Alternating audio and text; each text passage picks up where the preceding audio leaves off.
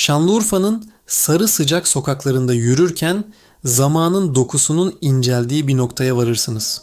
Burası tarihin sadece kitaplarda yazılan bir kronoloji değil, suyun içinde nefes alan canlı bir varlık olduğu yerdir.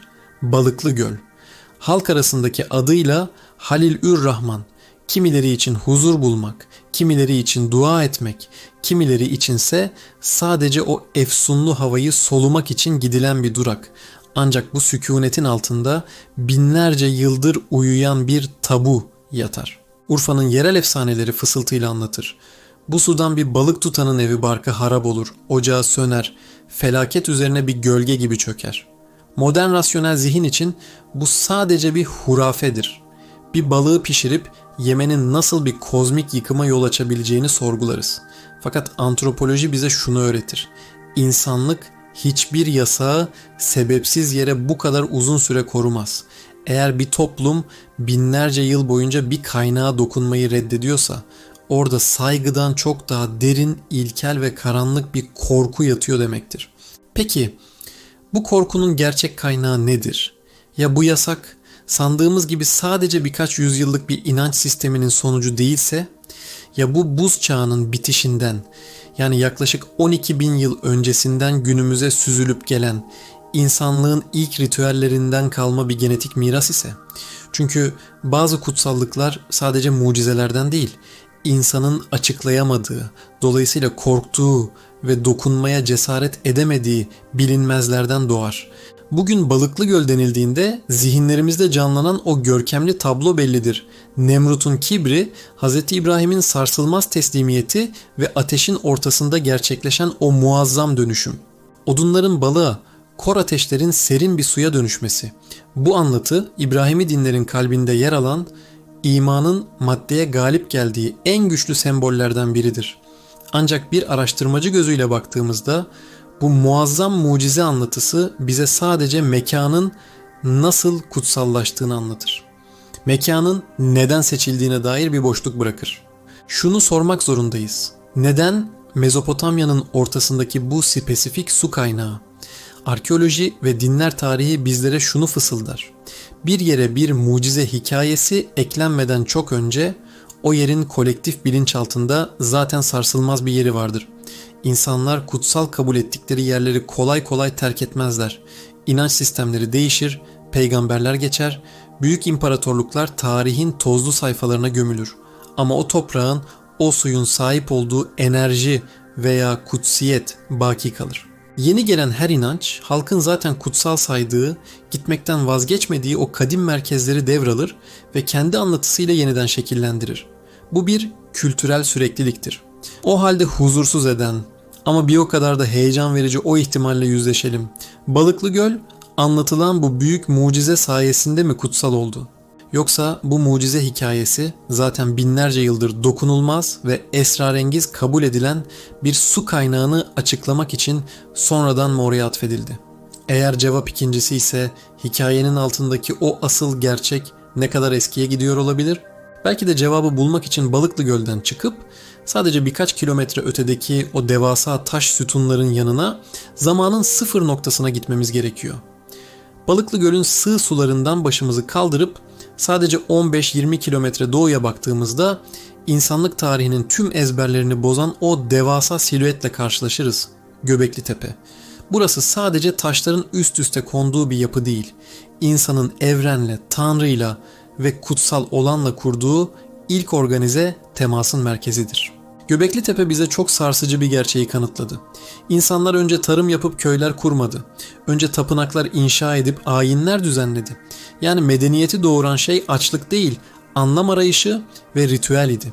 Peki Göbekli Tepe'yi inşa eden o gizemli zihin yapısı Balıklı Göl'ün bereketli su kaynağını ıskalamış olabilir mi? İmkansız. Neolitik çağın avcı toplayıcıları için su sadece susuzluk giderilen bir yer değildi. Onlar için su, toprağın altındaki karanlık dünyayla gökyüzündeki aydınlık dünya arasında bir ayna, bir geçiş eşiğiydi. Göbekli Tepe'deki T biçimli dev sütunların üzerine tilkiler, akrepler, yılanlar ve turnalar kazıyan o eller acaba bu kutsal su kaynağına hangi anlamları yüklemişti? Belki de Balıklı Göl, Göbekli Tepe'nin şehir merkezi veya ritüelistik bir uzantısıydı. İnsanlığın ilk büyük tapınak kompleksini kuran bu kadim akıl bu gölü çoktan bir kozmik merkez olarak kodlamıştı. Bu durumda Balıklı Göl, dinler tarihinden çok daha eski bir coğrafi hafızanın merkez üssüdür. Şimdi biraz daha derinlere, su kültü, aquacultus denilen o karanlık ve büyüleyici alana inelim. Antik Mezopotamya ve Suriye inançlarında su kaynakları her zaman birer tanrısal varlık olarak görülürdü. Fırat ve Dicle'nin bereket getirdiği kadar can aldığı o topraklarda su, hem hayatın kaynağıydı hem de ölümün soğuk yüzüydü. Pek çok antik kültürde kutsal sulara yiyecek bırakılması veya değerli eşyalar atılması yaygın bir gelenekti. Ancak bazı yerlerde durum çok daha uç noktalara varıyordu. Canlı varlıkların suya adanması, Hititlerden Fenikelilere, Sümerlerden Aramilere kadar geniş bir coğrafyada belirli göllerdeki balıkların dokunulmaz olduğunu görürüz. Neden mi?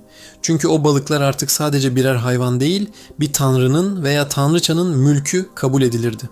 Örneğin Suriye mitolojisinde yarı balık yarı kadın olan bereket tanrıçası Atargatis'e adanan göllerdeki balıklara dokunmak doğrudan tanrıçanın kendisine el uzatmakla eşdeğerdi. Bu balıkları yiyenlerin vücutlarının yaralarla dolacağına veya soylarının kuruyacağına inanılırdı. Şimdi bu tarihsel perspektifi alıp Balıklı Göl'e yansıtalım. Balıklı Göl'deki balıkların bugün sahip olduğu o muazzam koruma kalkanı aslında binlerce yıl önce bir adak olarak o suya bırakılan canlıların devamı olabilir mi? Belki de bu balıklar zamanında tanrılara sunulan kurbanların veya onlara hizmet eden kutsal varlıkların sembolik mirasçılarıdır. Biz bugün onlara mucizenin balıkları diyoruz ama belki de atalarımız onlara Tanrı'nın emanetleri diyerek korkuyla bakıyordu.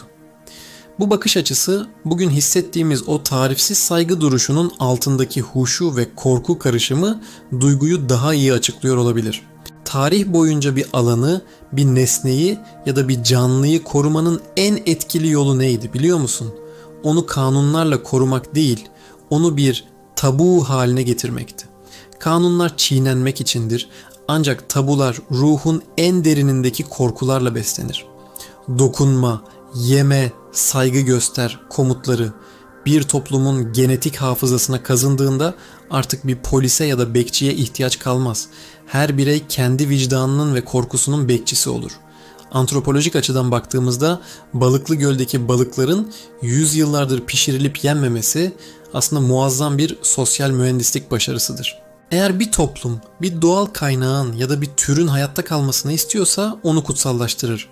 Ancak bazen bu kutsallık çok daha büyük ve belki de huzursuz edici bir gerçeği gizlemenin en güvenli yoludur. Yasak olan şey gizemini korur. Gizemli olan şey ise her zaman iktidarını sürdürür. Balıklı Göl'ün balıkları belki de binlerce yıl önce yaşanmış bir felaketin, bir salgın hastalığın ya da unutulmaması gereken bir uyarının canlı abideleridir.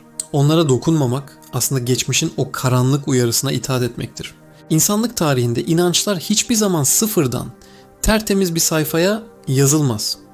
Yeni bir din ya da ideoloji geldiğinde eski kutsal alanları yok etmek yerine onları dönüştürmeyi tercih eder.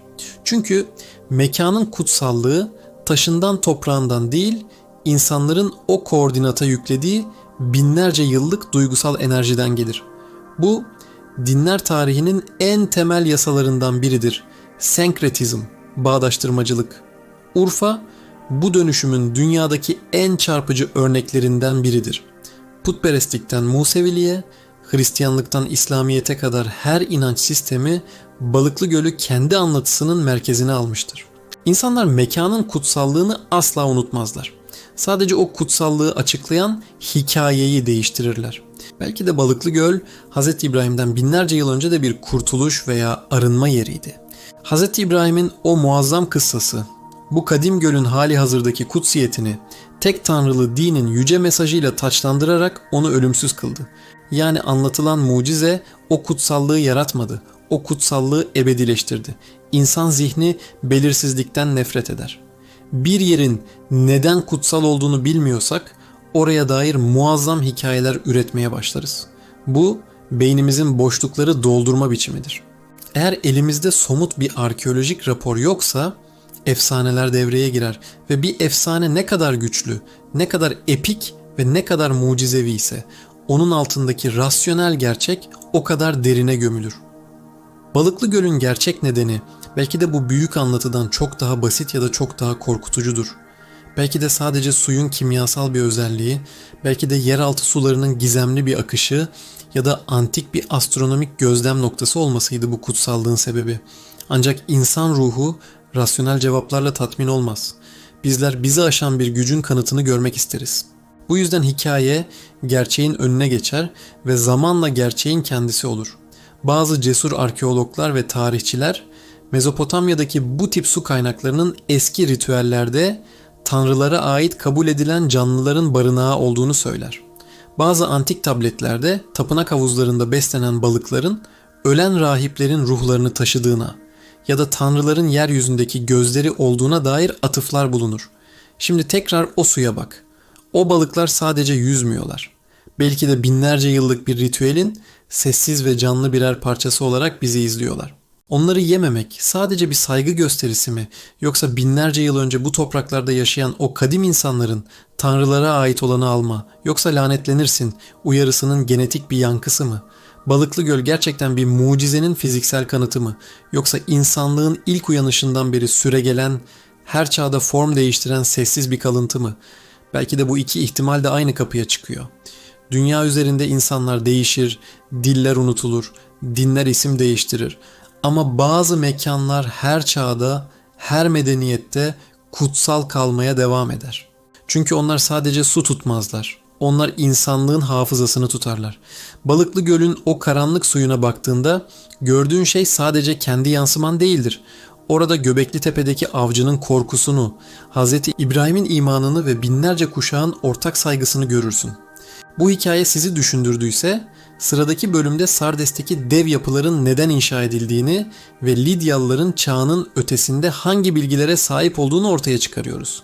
Devamını kaçırmamak için abone olun ve bildirimleri açın.